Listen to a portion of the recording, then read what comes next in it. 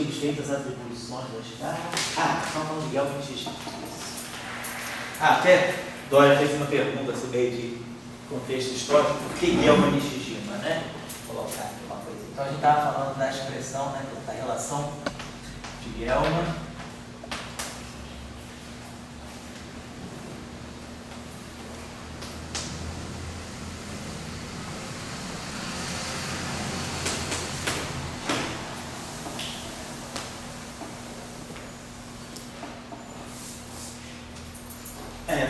Pelo que eu peguei lá peguei no livro do Fondo do Girardi. No livro do Fondo do Girardi, eles colocam que Nishijima, né, basicamente a história um pouco está ligada, né, à questão da estranheza, a origem disso aqui.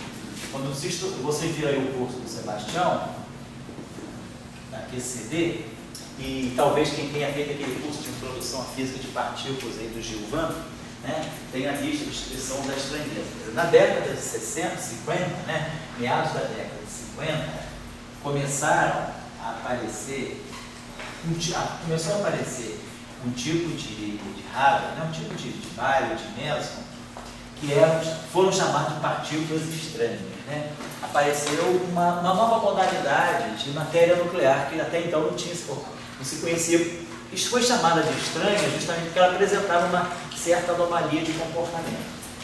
As interações fortes, né, a escala da QCD, o Sebastião vai falar isso com você, a chamada escala da QCD, ela é na faixa dos 240 metros. Por que esses 240 metros não números que saem de nada? Ele sai porque a escala da QCD, quer dizer, a QCD está restrita à escala nuclear. Quer dizer, ela tem uma escala de comprimento que é na faixa de 1 Febbre. Né? As interações fortes elas são confinadas as fracas também, em distâncias na faixa de 1 Febbre.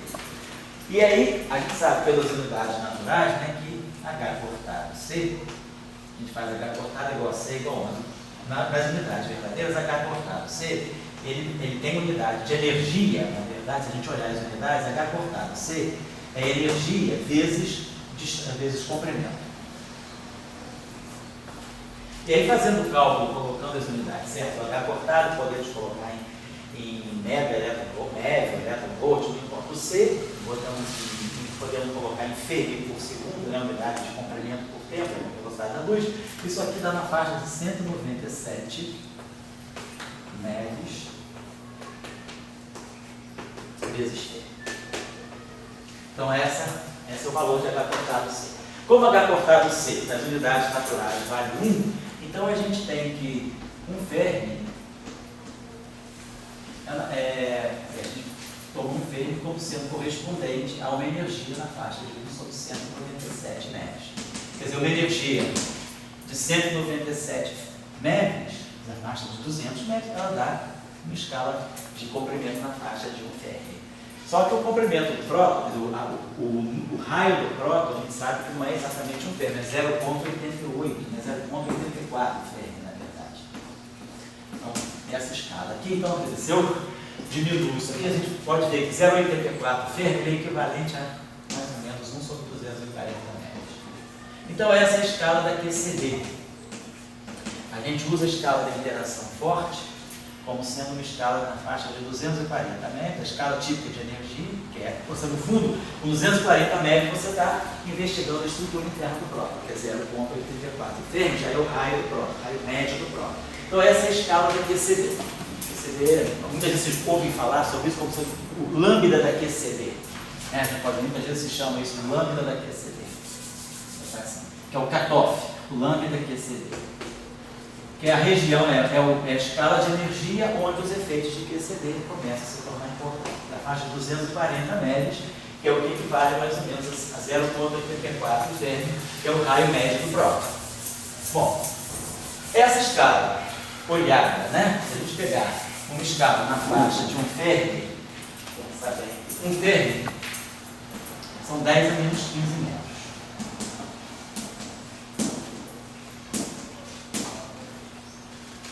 A velocidade da luz, C, é 10 a 8, né? 10 a 8 metros por segundo. Quer dizer, então, C, 10 a 8 metros por segundo. Quando a gente faz C igual a 1 nas escalas naturais, ao fazer C igual a 1, a gente está dizendo, na verdade, que 1 segundo, nessa escala, eu posso transformar 1 segundo em comprimento. 1 segundo são 10 a 8 metros. Essa é a unidade natural quando C é igual a 1. Então, se eu tenho 10 a 8, 1 segundo é equivalente a 10 a 8 metros, 10 a menos 15, se eu quiser colocar 10 a menos 15 metros, se eu multiplicar essa relação aqui por 10 a menos 23, ó, eu vou ter 10 a menos 23 segundos igual a 10 a menos 15 metros. Então, isso aqui, o que é 10 a menos 15 metros? É o V. É a escala de comprimento da QCD. Isso aqui é a escala de tempo da interação forte. Então, as escalas de tempo da interação forte, né, vamos dizer assim, o tempo típico, as escalas de tempo típicas da QCD são na faixa de 10 a menos 23 segundos. Então, é isso que acontece no LHC, né, quando dois prótons colidem, quando os feixes de prótons colidem e liberam os quarks, né? Ou seja, você forma aquela matéria primordial do universo e a partir daqueles quarks eles se recombinam.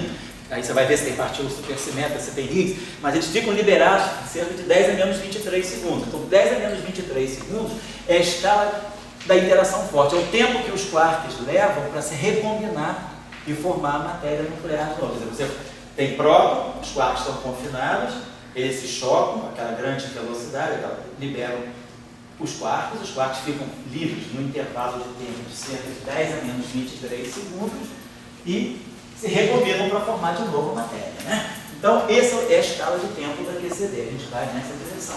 Quer dizer, tudo a gente parte daqui. O raio médio do próton, que foi, na verdade, foi corrigido em 2010. Até 2010 você pensava que o raio médio do próton fosse na faixa de 0,88 ferros.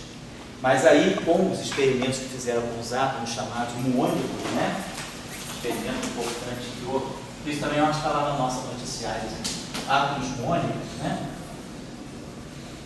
Esses átomos muônicos são átomos feitos, quer dizer, na verdade é um átomo de hidrogênio, onde eu tenho um próton e um muon. Em vez de botar um elétron, a gente faz um átomo de hidrogênio com um elétron com muon.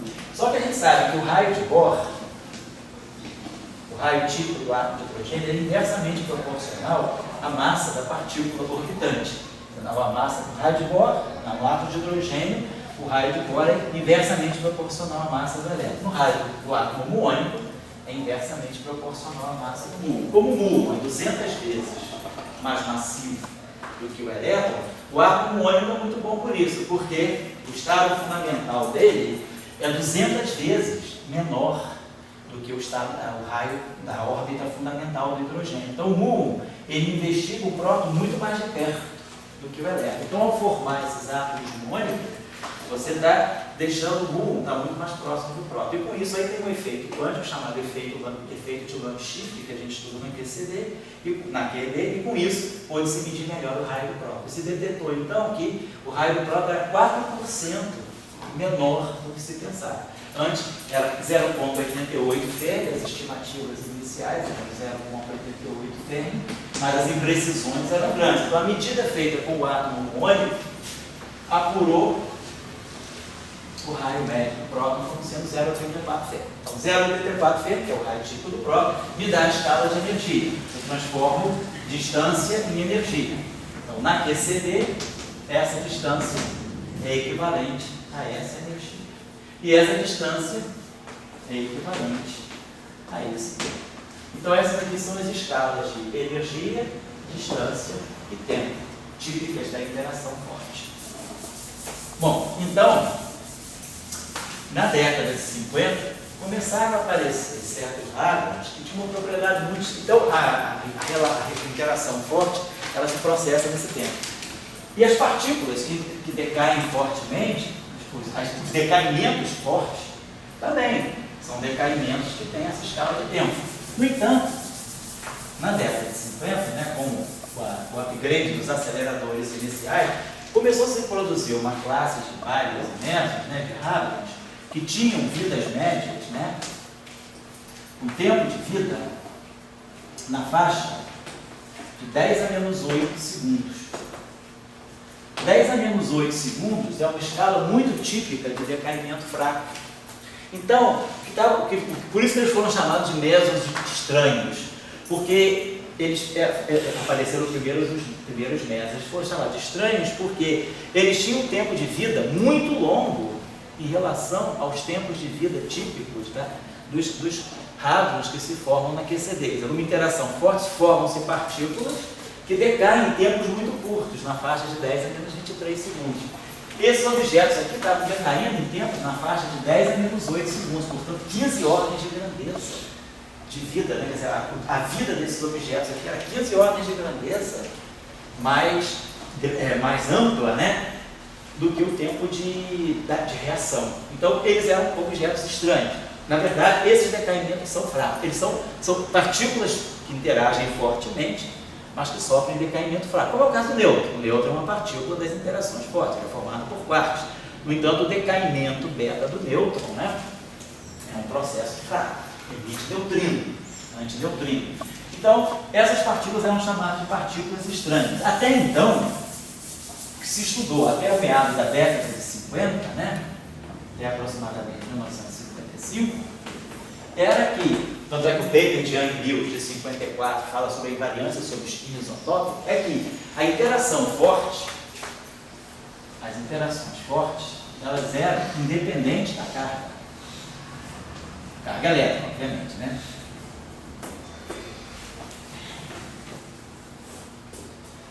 Tanto faz um próton, né? Quer dizer, interação próton-próton, carga mais, interação próton-nêutron, interação nêutron-nêutron, elas eram interações idênticas. Do ponto de vista da interação forte, próton é indistinguível de nêutron. Próton e nêutron são o mesmo objeto, do ponto de vista da interação forte. É aquilo que nós chamamos de núcleon.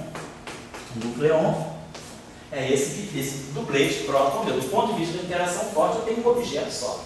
Quem distingue o próton do nêutron dentro do núcleon, no núcleon, nessa estrutura chamada núcleon, é a interação forte, fraca.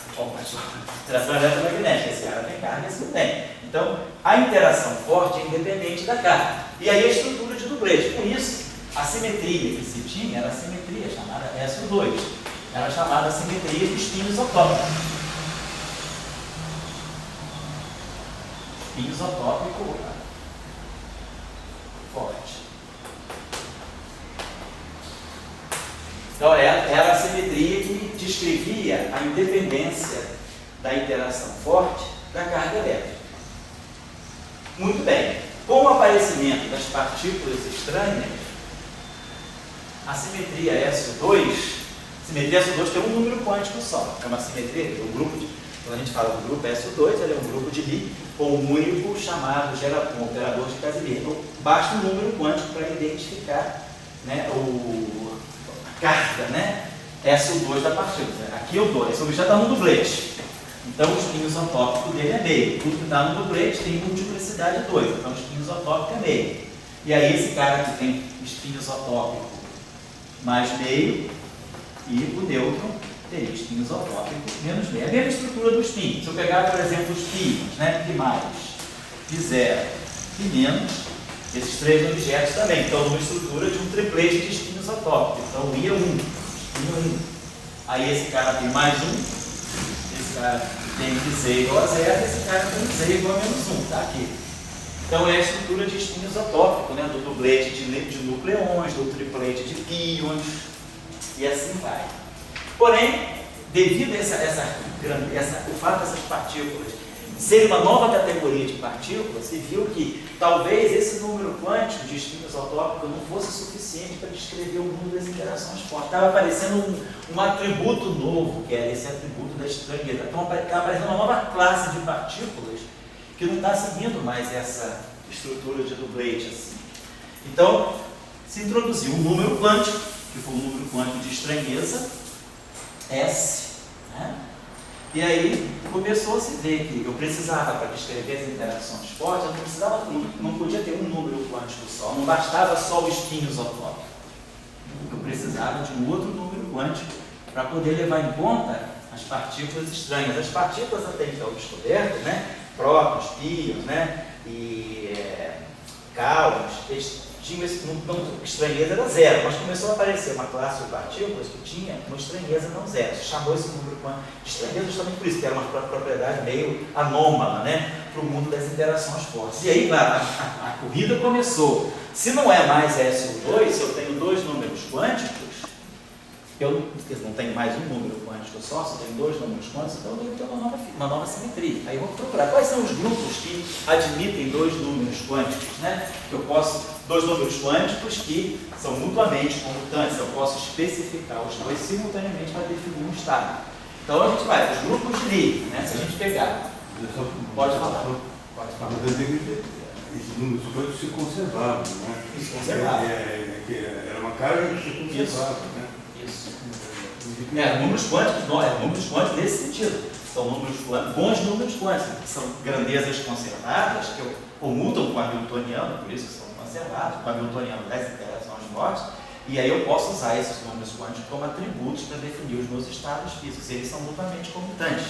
Então eu tenho uma nova descrição, é como se eu estivesse falando do átomo de hidrogênio, eu tenho o spin, e posso considerar um outro número quântico. Quer dizer, a gente tem um número quântico principal, tem o spin, tem o momento angular, o orbital, tem o spin. Então eu tenho um conjunto de números quânticos que comutam entre si, que comutam com o hamiltoniano, são conservados. E aí, a categoria de grupos de Lie é essa categoria aqui. Os grupos de Lie clássicos são sempre dessa categoria. São grupos do tipo unitários, SUN, grupos do tipo rotação SO2N, rotação SO2N mais 1 e simpléticos SP2N. Os grupos de Lie excepcionais, G2, F4, E6, E7 e E8. Então, isso aqui são chamados excepcionais. Então, essa aqui é a categoria de grupos de Lie. Se conhece. Então, eu tenho que perguntar, esse grupo de Lie aqui, SUN, ele admite sempre N-1 números quânticos comutantes. O SO2N tem N números quânticos. O SO2N mais 1, N números quânticos. O SP2N, N números quânticos. Esse aqui tem 2, esse aqui 4, 6, 7, 8. Então, a briga é, qual será o bom grupo para descrever as interações fortes? Se eu tenho dois números quânticos, podia ser o SO3, pela teoria dos grupos de Lie, o grupo SO3, ele define dois bons números quânticos comutantes. Poderia ser o SO6, SO4, perdão. SO4 pode definir dois bons números quânticos comutantes, o SO5 também, e o SP4. Professor, Pois não. como é que é essa coisa de o grupo ele define N menos números quânticos? Como assim? Dentro desse grupo você pode encontrar, cada grupo desse tem um conjunto de geradores. Dentro desses geradores você pode encontrar um conjunto de N-1 geradores que comutam entre si. Não com todo mundo, mas entre si. Formar uma subálgebra de Cartan. Então a subálgebra de Cartan, ela te diz o número de números quânticos que você pode usar associado a um. Tá? Então, o grupo SP4, aqui, SO5, e aqui, dentro dos grupos excepcionais, somente os G2. Então começou uma corrida, as pessoas começaram a discutir. Será que é o G2? Será que é o SO3? Será que é o SO4? Será que é o SO5? Será que é o SP4? Qual será o bom grupo, então, que vai incluir a estranheza, junto com os pinos autópicos? Eu junto os pinos autópicos e a estranheza, com dois bons números quânticos, eu vou ver. Aí houve uma grande disputa, se a gente for olhar a literatura entre 56, 57 até 61, a gente tem esses grupos aqui. Então, por que eu estou chamando a atenção disso? Porque Nishijima, ele conseguiu escrever uma relação que entre a carga elétrica, ele estabeleceu uma relação entre a carga elétrica, o spin isotópico e ele chamou de hipercarga. Na física de interações fortes, a gente pode remeter a definição, pode-se usar alternativamente ou a estranheza ou a chamada hipercarga. Tanto faz, mas no fundo um é sinônimo do outro. Então, ele conseguiu relacionar a carga elétrica com o spin isotópico com a estranheza. Isso é um resultado de Nishijima, 56. Gell-Mann, em 61, Gell-Mann propôs a chamada teoria do Eightfold Wave.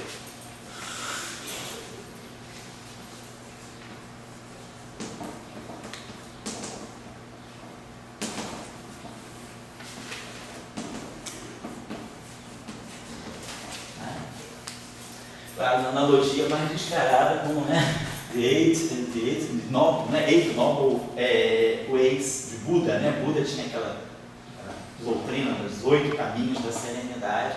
E aí, como esses 8, porque a gente tinha o octete de Bhajan, o octete de Mesos, o octete de Bhajan. Então, como o mundo das interações fortes até a década de 60 estava se apresentando em octete, tinha sempre octetes de partículas com propriedades, massas semelhantes, Gell-Mann falou, tem que ter uma estrutura de 8 caminhos, né, na interação forte. E ele associou o SO3. O SO3 é um grupo que tem estrutura de octete. Se a gente pegar o triplete de SO3, já fez aí com vocês o ciano e tabu, né? E faz o triplete quântico. Vou pegar o triplete e o triplete star, a gente viu que a gente pode formar o singlete e o octete. 3 vezes 3 star dá 1 e dá 8. Então o octete é um multiplet importante dentro de SO3. É um dos multiplets fundamentais. É a representação adjunta de SO3. E Gell-Mann se fixou no Eightfold Way. E aí, dentro do Eightfold Way, ele também estabeleceu uma relação tipo Gell-Mann e Nishijima. Ele estabeleceu uma relação entre a carga elétrica, o espinho isotópico e a estranheza. Dentro do Eightfold Way, Gell-Mann identificou, quando vocês viram lá o curso do Tião QSV, com aquele gerador lambda 3 de Gell-Mann, ele identificou com o espinho isotópico, e o gerador lambda 8, ele identificou com a hipercarga ou com a estranheza. Essa matriz aqui era 1, 0, 0, 0, 0, 0, 0, 0, menos 1, era esse gerador aqui. E esse gerador aqui era 1, 0, 0, 0, 0, 0, 1, 0, 0, 0, menos 2, aqui tinha 10 fator sobre a raiz de 3. Então essas duas matrizes comutam entre si. Então são os dois geradores de SO3 que comutam entre si. Então um é usado para descrever a hipercarga e o outro é usado para descrever o espinho isotópico, a terceira componente do espinho isotópico, dentro da formulação de Gell-Mann do Eightfold Way. Então por isso que ficou Gell-Mann e Nishijima. Mas Nishijima fez primeiro, não sabendo de SO3, ele só sabia do que era estranheza. O que eu não entendo é o seguinte, por que na época eles chutaram a carga elétrica do outro lado? Mas tão forte não tem carga elétrica.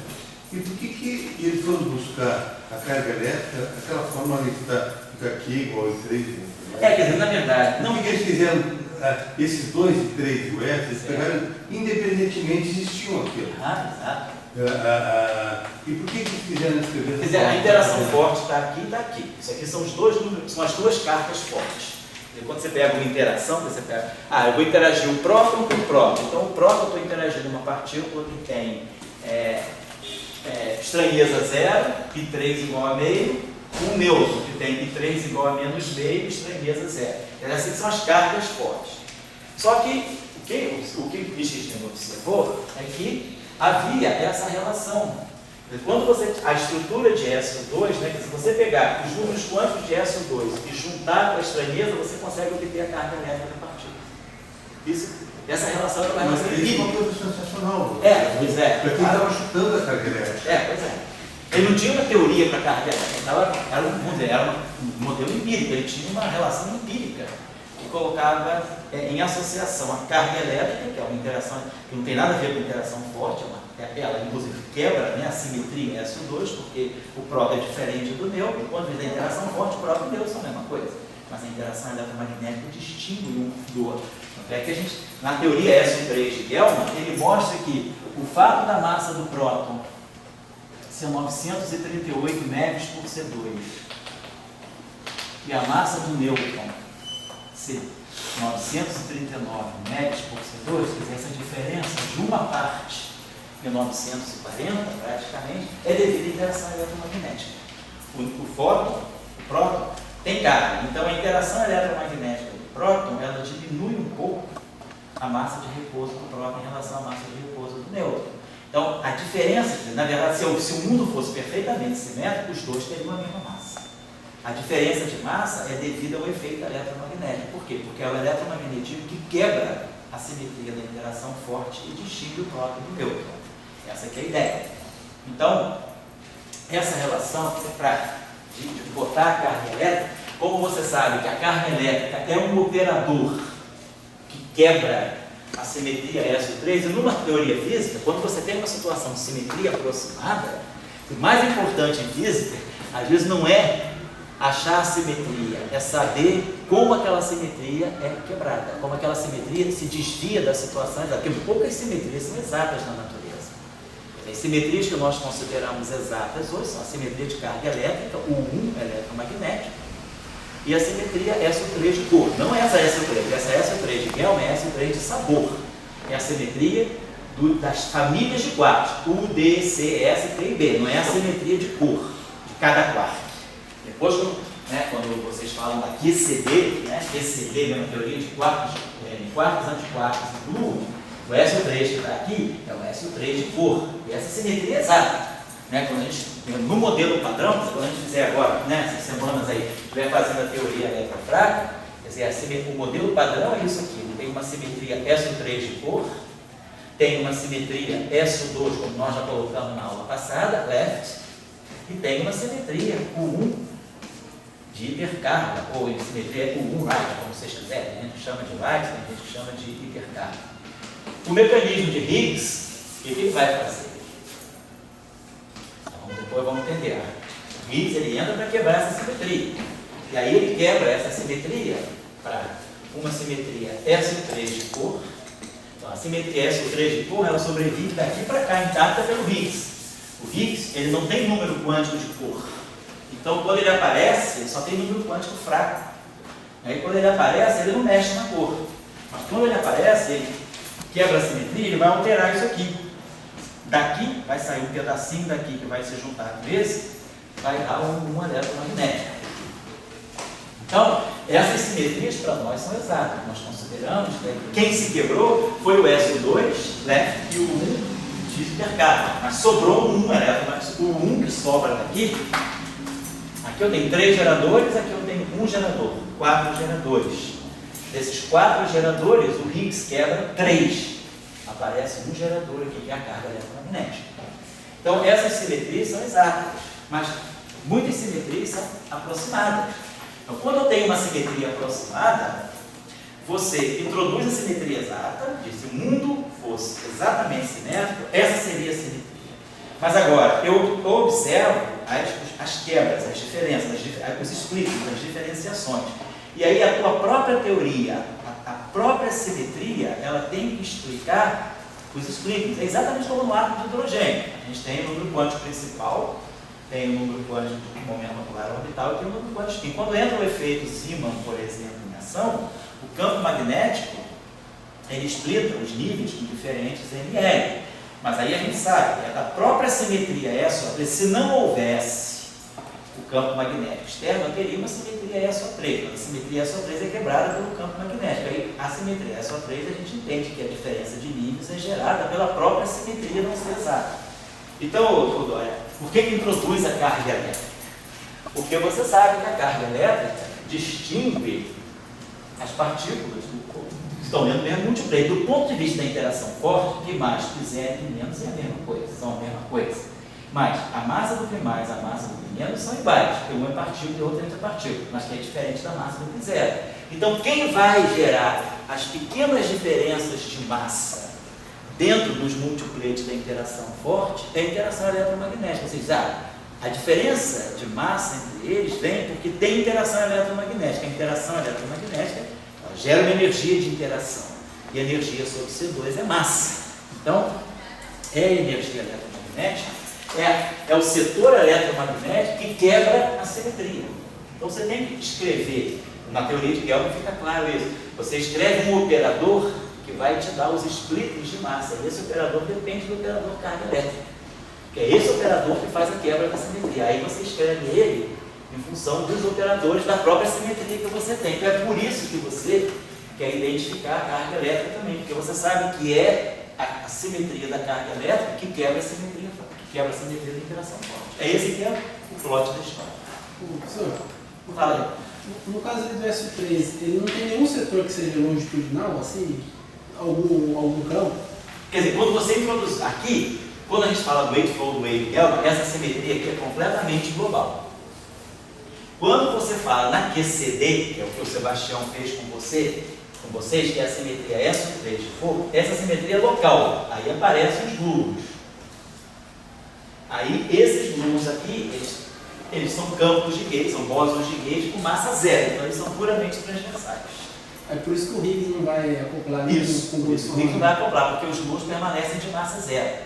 Entendeu? Sempre que você pensar no modelo padrão, você pensa, toda partícula de massa zero, se ela tem massa zero, é porque ela não se acoplou ao Higgs. Porque o que você mostra, que a gente vai ficar claro no final daquelas aulas, é que a massa de qualquer partícula, ela é proporcional à constante de acoplamento G. É uma constante de acoplamento F, chama uma constante de acoplamento lambda, que acopla a partícula com o Higgs. Então, se a partícula se acopla com o Higgs, ela tem uma constante de acoplamento. A massa da partícula é sempre proporcional a essa constante que acopla a partícula com o Higgs. Se a partícula e o Higgs não se acoplam, essa constante de acoplamento é zero, portanto a massa é zero. Então, no modelo padrão, o fóton não se acopla com o Higgs, porque o fóton permanece com massa zero. Isso quer dizer que ele não E os neutrinos também, desculpa, os neutrinos também. No modelo padrão, o neutrino tem massa zero. O neutrino não se acopla com o Higgs. Isso quer dizer que eles não interagem? Não interagem diretamente, sim. Não interagem. Você não tem, vamos dizer, o Higgs não tem carga elétrica. Fazer separar, tudo bem, não tem uma partícula que não tem carga elétrica, é o caso do nêutron, mas tem momento magnético, ele tem momento magnético, mas ele também não tem, porque ele é um escalar. E ele é elementar. Então o Higgs, ele realmente é neutro do ponto de vista eletromagnético. Então ele não se acopla, o Higgs não se acoplando com o fóton permanece com massa zero. Porque sempre que você tiver uma partícula massiva, toda a massa do modelo padrão, ela é proporcional à constante de acoplamento, né? Vamos dizer, a constante de acoplamento com o Higgs. Eu poderia falar então que a matéria escura é um bando de bits Você pode. A matéria escura tem massa, né? que está junto? Só que é uma massa, ela é massiva, porém ela não tem interação eletromagnética. Você fala da matéria escura que ela interage só gravitacionalmente. Ela só tem interação gravitacional. Então, ela também não tem os números quânticos da interação fraca que se acopla com o Higgs. Então, o mecanismo de massa na matéria escura pode ser você pode ter um outro setor de Higgs que se acopla com a matéria escura. Não é esse Higgs aqui. Existem outros Higgs? Existem outros Higgs. Quando você fala da supersimetria, você tem outros Higgs dentro da supersimetria. Tá, o modelo padrão, ele trabalha com um Higgs apenas. Que é o que nós vamos começar a colocar aqui. Bom, então vou voltar lá, só para não perder o fim da meada. Gelman e Stiemann, eu vou lá. Então, Gelman e Stiemann, então eu estou só contando a história no fundo, por que Gelman e Stiemann? Gelman entrou com essa discussão quando ele fez o modelo do Eightfold Wave em 61. E ele aproveitou esse resultado aqui do Nishijima, quando o Nishijima estudou, né, a interação forte em 1956. Mas simples nada a ver com isso. Aí que a coisa Lá em cima. Para mim, a hidrocélica é essa fórmula legal de Stiemann. Para mim, aí Isso é bom, né? é toda uma história compreensível e não compreensível. Compreensível porque, por exemplo, se você pegar, por exemplo, o Maxwell, você tem a conservação da carga elétrica.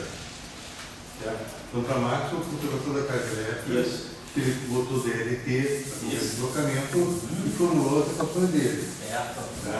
Agora você chega e diz que, bom, não tem na interação forte dependência da carga elétrica. Isso. Mas de repente você descobre na mão dois números quânticos, o I e o Y, e vê que cada um deles é conservado nas interações fortes.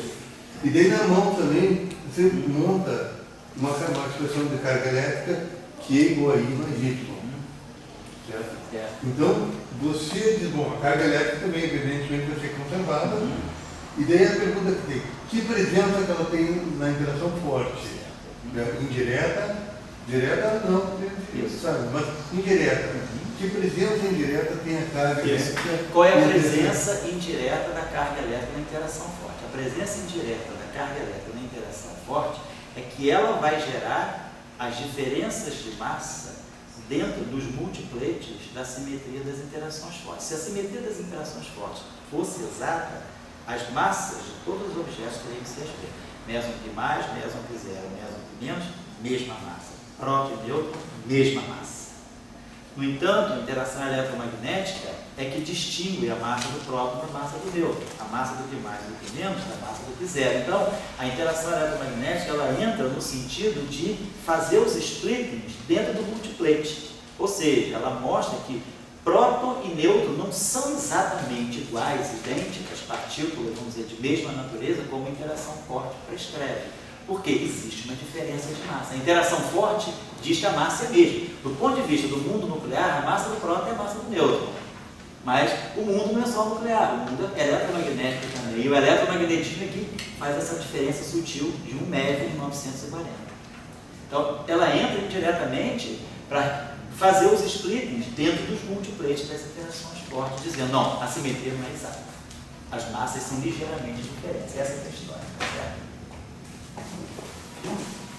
Então, na aula passada, nas aulas que a gente deu, na aula mais de introdução, a gente já tinha visto que nós estamos falando, por discussões aí da corrente, da fenomenologia, a gente sabia que estava descrevendo. Então, quer dizer, a gente pode tirar um corolário, né? Sim. Que qualquer multiplete que a gente proponha, a gente vai buscar uma carga elétrica Isso. para Você vai buscar. justificar o multiplete. Se aquela simetria não for exata, exatamente, se os membros que você colocou naquele multiplete não tiverem exatamente a mesma massa, tiverem massas aproximadas que justifiquem você pensar que eles estão no mesmo multiplete porque teria uma simetria que os identificaria. Mas as massas não são exatamente iguais, tem um pequeno splitting. Aí você tem que procurar qual é a interação que faz a distinção daquelas massas. Essa interação é que você vai buscar tal que é o Se eu energia. quiser botar no mesmo multiplete, o neutrino e o elétrico, Por exemplo, o com que a gente massa, faz não aqui. sem massa. Não sem massa. Com Tá? massa. Eu digo, vou botar isso. Isso. Com massa diferente, mas Isso. eu tenho que associar uma carga de Isso. XG, uma carga Isso. de isso. É. De não XG. É uma carga que vai distinguir, exatamente. O objeto que vai quebrar essa simetria. É isso mesmo. Então, nós estávamos, o que nós temos na mão, então, desde o nosso da aula passada, é a simetria é SO2, 1, a gente já tinha colocado aqui, aqui pode ser SO1 right, eu gosto mais de colocar até um right, mas muitos livros colocam então já sabíamos que nós estamos estudando o setor de elétron, então não vamos nos preocupar ainda com os quartos, vamos deixar os quartos no segundo momento. No momento que ficar bem claro o setor de Gauge, o setor de Higgs e as correntes, vai ser fácil a gente ir para o mundo dos quartos, porque os quartos têm algumas particularidades que os elétrons não têm. Então, numa primeira abordagem, o quarto complica por certos detalhes, matriz Kobayashi, Pascal, definição de estado físico, que os elétrons não complicam. No segundo momento, a gente introduz os quartos. Então, vamos por enquanto falar das interações fracas do setor electrônico, que foi, na verdade, feito do Weinberg de 67, o físico eletroelétrico de Weinberg de 67, que deu a ele a nominação para o Prêmio Nobel, que foi aquele a Theory for the Electrons. Ele faz uma teoria para os elétrons. E aí, nesse modelo, ele estuda simplesmente a interação fraca dos elétrons. Então, nós já vimos que nós temos no setor leptônico, nós temos colocado dessa forma. Pode falar? Essas histórias todas que o senhor conta, tem um livro que conta essas histórias? Tem. Como um modelo padrão do livro? Sim, tem sim. Eu acho que o livro do Predazzi, esse é o Chris Quigg, tem uns livros de física de partículas. Se você pegar esses livros de física de partículas mais modernos, por exemplo, o Predazzi,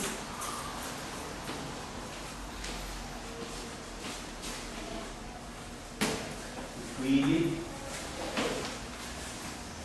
o próprio Cheng Li, O próprio livro? o próprio Cheng Li, eles sempre fazem assim, motivação, uma contextualização histórica, como é que as ideias foram se juntando para formar um modelo padrão, tem sim. Pode procurar esses livros. Bom, então a gente colocou um dado lepton, nós temos três dupletes de lepton, nós temos um certo lepton, aí temos o neutrino daquele lepton e temos aquele correspondente lepton. Tudo isso com quiralidade elétrica. E temos aqui o correspondente lepton com viralidade right. Neutrinos sempre left. Para nós, neutrinos sempre left. São sem massa, são partículas de Weyl realmente. Né? Então, as antipartículas são automaticamente levadas em conta. E aí, a expressão de Gell-Mann-Nishijima aqui é essa, a carga eletromagnética, ela é a hipercarga, o espinho isotópico, mais a hipercarga. Então, mas para nós a simetria é essa. Esse número quântico está ligado a esse SO2 e esse número quântico aqui é a carga do 1. Na aula passada a gente tinha até mostrado como é que é uma transformação de SO2 e como é que é uma transformação de 1, levando em conta essa carga. Então, nós já sabíamos quem era o setor de Weyl. O que nós tínhamos colocado, a ideia da gente, vamos escrever, então, o lagrangiano da matéria leptônica. Pode falar. Então aí o neutrino e o lepton, eles podem ter massas diferentes, tudo legal. Sim. Você não está no espaço psicológico. Só tá, e o fato de ser leste é uma coisa mais ou menos experimental, né? Isso. Então, quer dizer, não é uma. Você está com coisa bem próxima da fenomenologia. Sim, né? então, Quando você bota a massa zero, você sai. Agora sim, botando essa situação, é uma situação de simetria exata. Se o neutrino leve é sem massa, e esses leptons aqui são sem massa, quando eu estou pagando as componentes virais dos leptons, vamos botar aqui, como é que eu começo? Quem é o lagrangiano desses leptons com simetria global? Então, botar aqui, a simetria ainda é global. SO2, 1, global. Então nós vamos ter I, né? Botar aqui, lepton, left, barrado. Quando eu escrever lepton, left, é isso aqui. Vou botar, vamos botar então o dublete, né?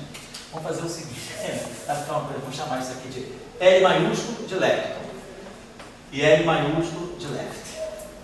Tá? Para não ficar L duas vezes, tudo que é left, tudo que é, botar assim. Quando eu não colocar, eu vou colocar assim, lepton right e vou colocar right. Então eu vou colocar isso aqui assim. Quando eu colocar, notação, vamos colocar assim, left barrado. Esse left barrado automaticamente significa qualquer uma das três famílias, né? Eu estou somando e gama mi, demi.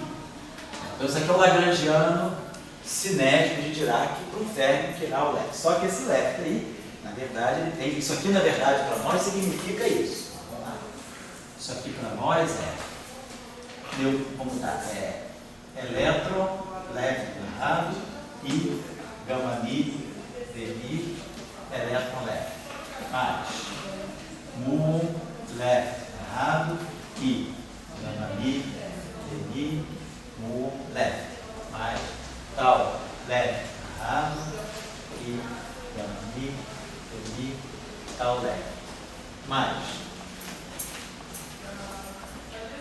neutrino do elétron, neutrino do elétron left errado e gama mi, demi, neutrino do elétron left. Mais neutrino muon errado e gama mi, demi, neutrino muon left. Mais neutrino do tal left errado e gama mi, demi, neutrino do tal left. Mais só isso aqui. Mais lepton left barrado e gama mi, demi, lepton right. Então isso aqui significa essa linha com tudo right. Não tem neutrino right.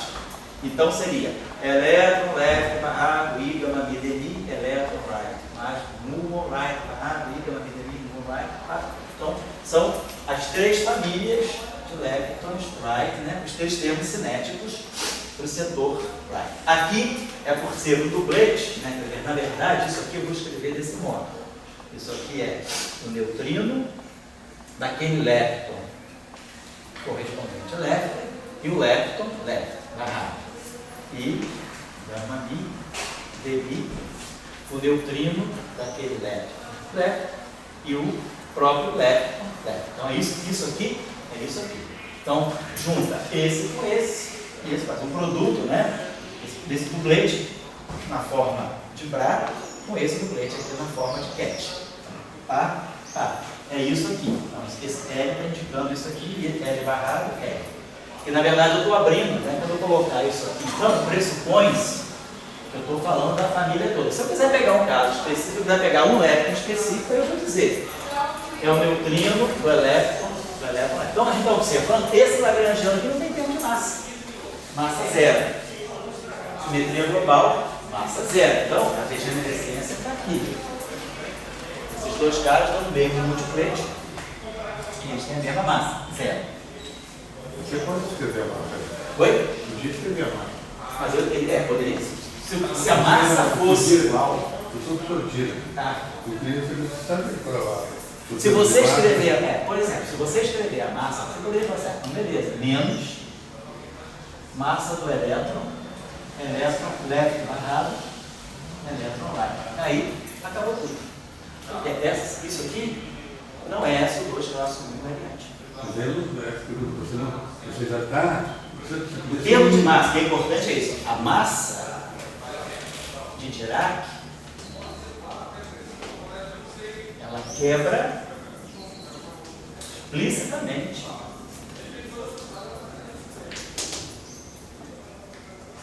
a simetria SO2 1. Faz uma quebra explícita. Por quê? Porque ela vai misturar. Se eu fizer uma transformação de fase de SO2 aqui, não tem como cancelar essa aqui, porque esse cara aqui não sabe do SO2. Então, a massa de Dirac, ela quebra a simetria. Mas vamos dizer, eu também já tive tempo, e o professor Dira. Quando eu vou o professor Dira que me diz, eu quero minha fórmula. E ele vai você ter. vai encontrar uma outra simetria. Ele vai ter. Ele diz, não, se você quebrou, até aí nós estamos iguais. Agora, eu quero que você dizer, então você vai encontrar uma outra simetria. A simetria 1 conserva essa aí. Então, por que você não está com uma simetria 1? Entendeu? Então, você diz, eu não quero partir desse. Não quero partir Eu desse. sou Que é SO2 eu quero a minha equação. Ele diz, não, professor, a gente vai botar a sua equação lá. Eu fui colocando suas aulas, vou seguindo suas aulas. Mas aqui no marco pronto, entendeu assim? Eu digo, então coloca a simetria 1, você vai poder escrever a equação com mais. Vamos ver o que é. Dá para fazer tudo Eu isso. diria que é uma questão, é uma questão de escolha. Claro, você fala, eu não preciso fazer a teoria eletrofrágil com SO2. Claro que não. Eu posso fazer a teoria eletrofrágil, por exemplo, ninguém me impede de fazer um SO2 leve, por exemplo, um SO2 vai. Então, como você diz, eu posso colocar, de repente, alguns fatores de S elevado a N elevado a uma certa potência, eu posso colocar 2 1, 3 1, não sei, dependendo da minha tecnologia, eu boto alguns fatores 1. O que eu ganho e o que eu perco?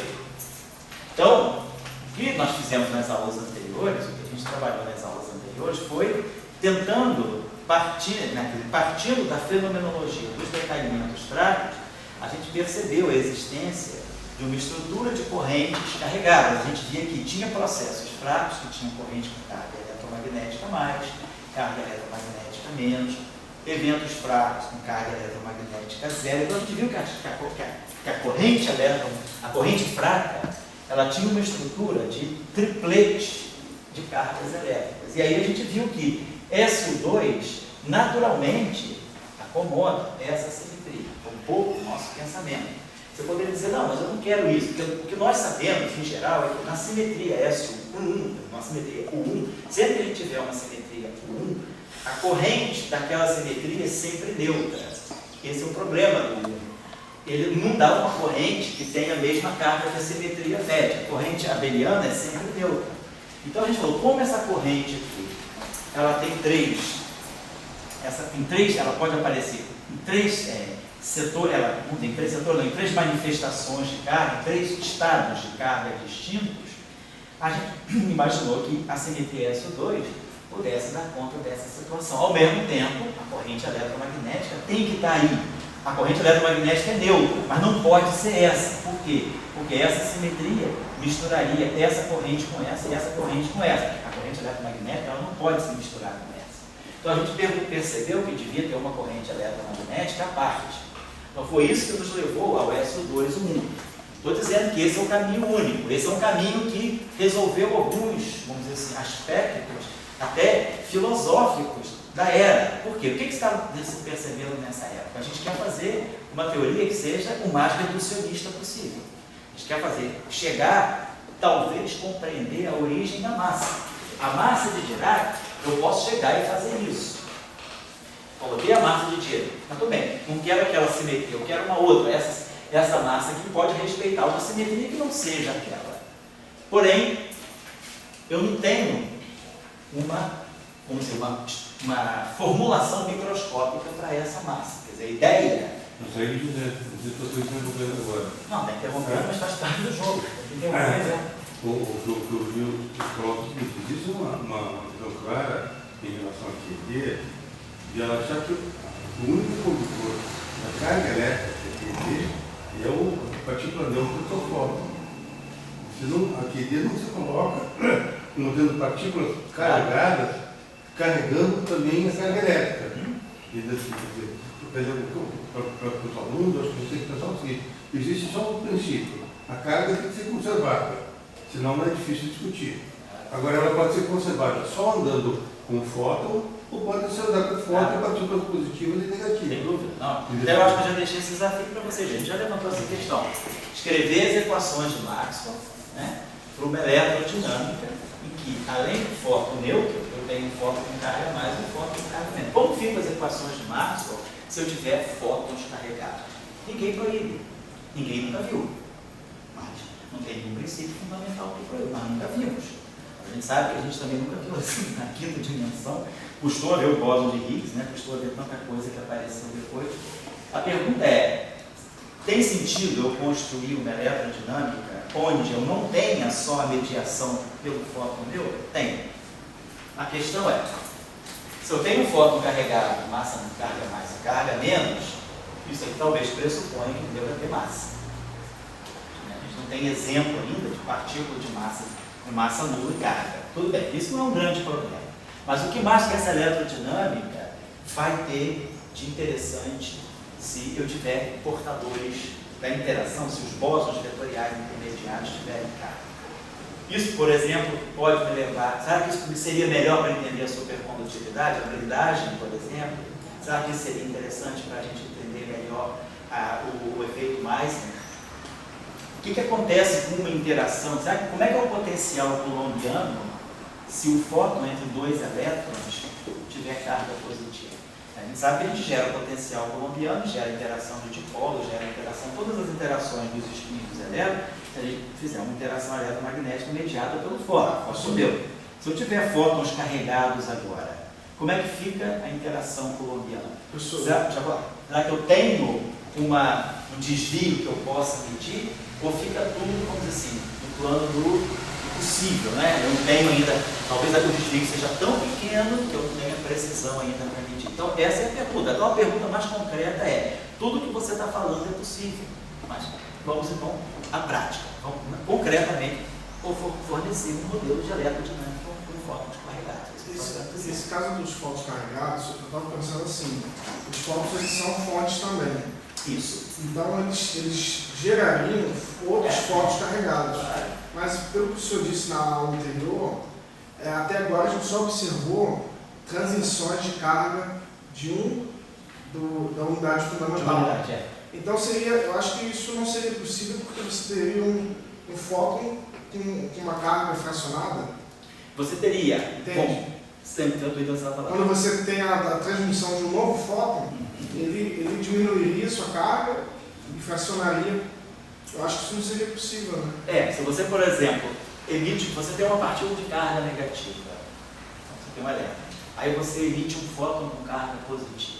O que fica neutro. Então você, por conservação da carga, né, se você tem um elétron com carga, você tem uma interação que seja caracterizada por uma carga negativa. Aí uma corrente, vamos dizer, negativa.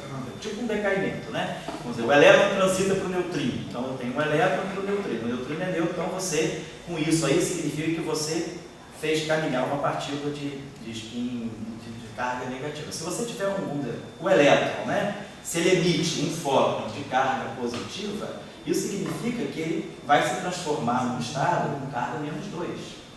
Nós não conhecemos nenhuma partícula elementar de carga nesse um pouco esse será que essa informação impede a existência? quer dizer, é uma informação empírica que ainda nós não conhecemos nenhuma partícula elementar de carga que seja múltiplo da carga da elétrica, menos 2, né?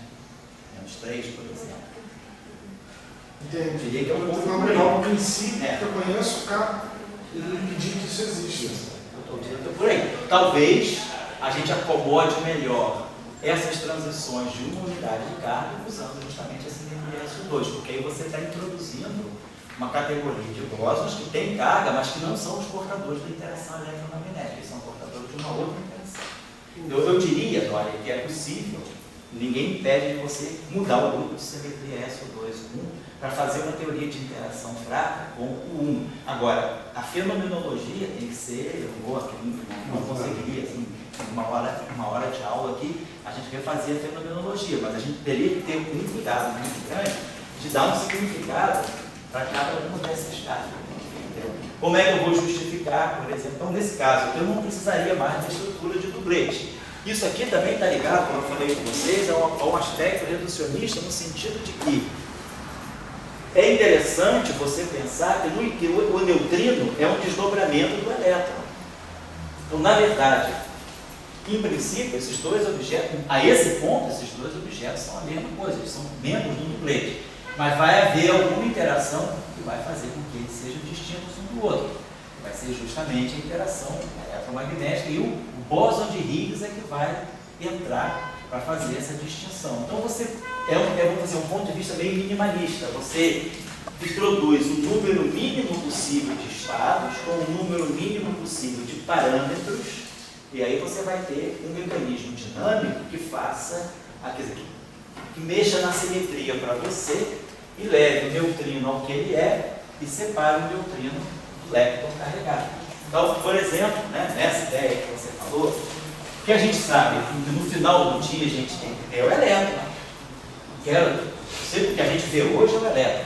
Então nós vamos ter o elétron left e o elétron right. Isso aqui é que é a massa do elétron, a massa de uma partícula de Dirac, né, carregada, a massa de Dirac é essa. A questão é, essa massa aí talvez eu tenha uma origem microscópica para ela. Então eu vou pensar o seguinte, eu consigo gerar essa massa sem quebrar a simetria do lagrangiano. Eu consigo gerar essa massa colocando, por exemplo, aqui o dublete de elétron left, neutrino left com elétron left. Consigo colocar aqui o singlete. Então, de uma certa maneira, eu vou gerar aqui uma mistura do neutrino left com o elétron right e o elétron left com o elétron right. Mas isso aqui está quebrando SO2 e está quebrando 1. Mas se eu colocar aqui, por exemplo, é o que a gente faz depois, a gente coloca aqui um dublete, que é o dublete de Higgs. Esse termo aqui respeita a simetria SO2, esse termo aqui respeita a simetria U1, e esse termo aqui vai gerar esse termo de massa que eu quero para o elétron. Então, um pouco essa é a ideia. Você tenta gerar a massa do elétron e splitar o elétron do neutrino às custas, né, de um outro objeto, que é o dublete de Higgs. Essa é que é a ideia do modelo padrão. O ponto sobre a aula que eu colocaria é o seguinte: você descobre que o neutrino e o elétron andam juntos. Sim. Isso é uma coisa muito importante. Você não pode ter assim, não. Você não está negando esse fato, está entendendo? Agora, a pergunta é a seguinte: agora você vai correr com o S2 trouxe 1. A gente não diz, não, eu vou correr para a equação de Dirac. Então, para mim, para essa equação de Dirac, preservar ela, eu tenho que buscar um 1 e tenho que botar aquele foco com carga, algum caminho por aí. Aí eu posso botar, preservar o 1. Agora, a questão que eu incorporo é o seguinte: aquele dublete tem que ser um dublete se transformando sobre um alfa. Mas é um dublete. Então, eu acho que aí estaria um caminho, em técnicas gerais, de você evitar o S2 cross 1, entendeu? E preservar como o professor Dirac. Essa seria a ideia. Só isso que eu quero dizer. Eu acho, para aluno, eu acho que é importante a gente entender que existe um pouco em física a questão da partitura. A partitura de N-Mills. Então, você tem uma partitura, simetria, daí você tem um toque em N-Mills e vai tocar o violão daquela maneira. E tomar cuidado só um pouquinho, como você vai usar a simetria. Eu digo que ele não é o único caminho. Claro. Agora, existem fisicidades. Por exemplo, para mim botar aquele multipleto neutrino com elétron, eu acho que aquilo é uma coisa fundamental. Eu não saberia fazer. E isso dá o Gauss-Nishijima. O Gauss-Nishijima ajudou muito bem a questão da criação de multipleto. Porque ele diz, olha, dá para fazer multipleto e aqui está a carga conservada e agora as duas partículas andam junto. Elas têm o que se chama, você está chamando mesmo de número quântico. Isso é uma riqueza de Maxwell, a interação fraca. A riqueza está no multipleto, na minha opinião, e o Gauss-Nishijima. A partir daí, a simetria, eu diria, eu não sei, todas são possíveis desde que sejam trazem uma coesão. Respeita o número mínimo de fenomenologia. Uma coesão. Você amanhã, não sei, no teu seminário vai apresentar uma possível proposta de mudança? Um pouquinho disso, porque eu só falo 30 minutos. Mas depois pode ser perguntado fora. Tá bom, então nós depois falamos mais sobre você do que sobre o... Fala aí, a praça está aí. Fala aí. Existe partícula elementar que possui um propagador não inversível? Ah, não, porque, vamos pensar, o que significaria você ter um propagador não inversível? Significaria que você, vamos dizer, tecnicamente falando, não teria uma função de Green.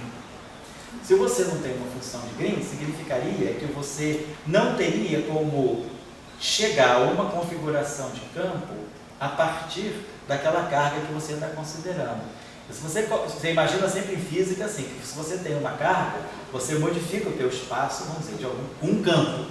Então você sabe que dado uma carga, essa carga deve gerar uma configuração de campo. Então você esperaria que o campo gerado, né? No caso do campo eletromagnético, a gente sabe que se a gente for olhar o eletromagnetismo de Maxwell, o fóton não tem propagador inversível, em princípio. Por quê? Por causa da simetria de gauge. Então, se você tiver algum propagador não inversível, isso significa que deve ter uma simetria por trás. Se tem uma simetria, tem uma ambiguidade. Porque você pode ter diferentes objetos, né? No eletromagnetismo, né, a situação é exatamente essa. Vou colocar aqui para vocês. Se a gente, vamos imaginar assim, nas equações de Maxwell, vamos colocar aqui de forma covariante as equações de Maxwell. Rmi, Fmi igual a Jni. Então a gente sabe, quando a gente abre essa expressão aqui, essa expressão dá para a gente D'Alembertiano, que é a propagação da onda eletromagnética, vamos colocar assim, Nmi menos dmi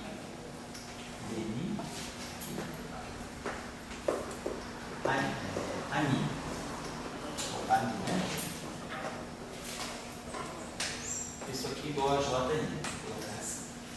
Então a gente sabe, esse objeto aqui é inversível, os nossos pouquinhos, esse objeto é um operador de projeção, então ele não pode ser invertido, ele tem um alto valor zero. Então isso significa que se eu tenho uma equação desse tipo, eu tenho um operador que pode descrever uma propagação atuando num certo campo. Eu tenho aqui uma fonte externa. Essa é a estrutura daquela equação. Então, eu imagino que eu sempre posso calcular o campo, né? Invertendo esse operador sobre a fonte. Então, a partir da fonte, num ponto, né? Então, nessa equação aqui, eu poderia pensar o campo no ponto X. Tem esse operador aqui, voltar. Que é a função de Green, que me conecta o ponto X com o ponto Y, uma distância infinita dele, e a fonte do ponto Y. É isso que está implícito nessa equação aqui. Então, eu tenho uma fonte, essa fonte ela propaga a informação de que existe um objeto no espaço que gerou lá no campo do ponto X, que pode estar longínquo do campo. Essa é a ideia. Se esse objeto aqui não existe, esse caminho aqui está proscrito. Está incriminado esse caminho. O que significa um operador não ser inversível? Significa, se esse operador aqui não é inversível, significa que ele pode deve ter determinante zero. Bom, significa, se esse operador aqui não é inversível, significa que se esse operador aqui é inversível, e você, deixa eu botar aqui, tem, por exemplo, uma corrente, não tem fonte, então se esse objeto aqui, vamos colocar aqui, isso aqui é legal. Imagina que você não tem a fonte, e que esse operador seja inversível. Então, você imagina que se esse operador aqui é inversível, o campo é zero. Mas se você tem um operador não inversível, significa que você, mesmo não tendo fonte, você pode ter aqui diferentes soluções. Tá? Essa solução, se esse operador não é inversível, ela não tem só solução trivial. Quando esse objeto aqui é inversível, a solução dessa equação é a solução trivial. Mas no sistema homogêneo, se esse operador aqui é não inversível, ele tem soluções não triviais.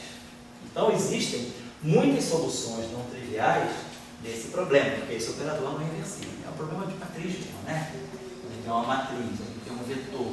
Tem essa equação aqui só tem solução única e zero, trivial, se esse objeto aqui for inversível. Se esse objeto aqui for não inversível, a gente pode ter soluções linearmente independentes, diferentes, né, que dão a mesma, que são solução do sistema homogêneo. E aí, se você tem diferentes soluções, significa que você pode passar de uma configuração para outra sem mudar a sua física. Então, significa que você deve ter uma simetria. Você tem diferentes soluções, diferentes configurações do mesmo programa. Você deve ter um multiplete de soluções, então deve ter uma simetria por trás. Então, por trás de um operador não inversível, você deve ter sempre uma simetria, que é o que acontece no eletromagneticismo. Então, aqui, você tem essa simetria, por trás dessa solução aqui, você sabe que você pode ter diferentes soluções, todas com o mesmo campo, se você fizer aquela transformação, a minha é mais trivial. Então, se você tem essa situação que você está falando, você deve ter o foco, é uma partícula, cuja função de onda dele, que ele não tem uma função de Green, a função de Green dele não é inversível, significa que você tem que fixar o gauge. É porque se ele fosse massivo, ele não teria, né? Aí não teria esse problema. Se ele fosse massivo, você não teria essa simetria. Ele não teria inverso, né? Aí se ele fosse massivo, você teria inverso. Teria? Teria. Mas eu tenho um transverso ali que você não pode mais fazer ele vazar. Olha só, você pega, se você colocar ele massivo, vou colocar eletrodinâmica massiva.